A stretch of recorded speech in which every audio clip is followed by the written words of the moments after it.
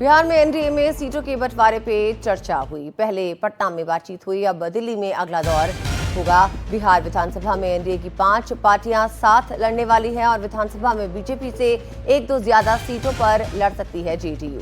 243 में से 102 या फिर 103 सीटों पर जेडीयू चुनाव लड़ सकती है, ऐसा सूत्र दावा कर रहे हैं। वहीं 101 या 102 सीटों पर बीजेपी के चुनाव लड़ने की संभावना सूत्र बता रहे हैं, वो जताई जा रही है।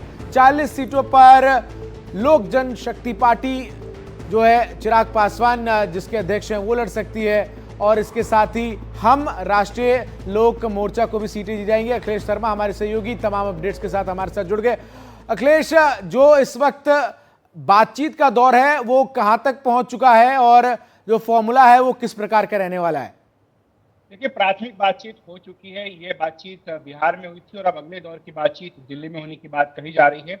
जो फार्मूला मोटे तौर पर है वो यही है कि लोकसभा चुनाव के हिसाब से ही विधानसभा में सीटों का बंटवारा होगा। अगर एक लोकसभा सीट पर आप 6 विधानसभा सूत्र माने तो उसी के हिसाब से यह फार्मूला कन्वर्ट होता है।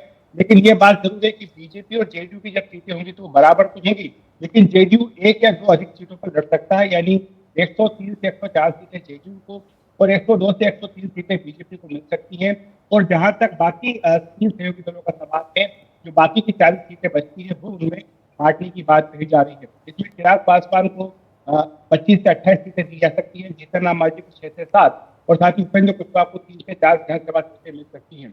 ये भी स्पष्ट कर दिया गया है कि जो फार्मूला है उसके हिसाब से हर जिले के हिसाब से सीटें तय होंगी, कि जो जातिगत समीकरण है उनका ध्यान रखा जाए।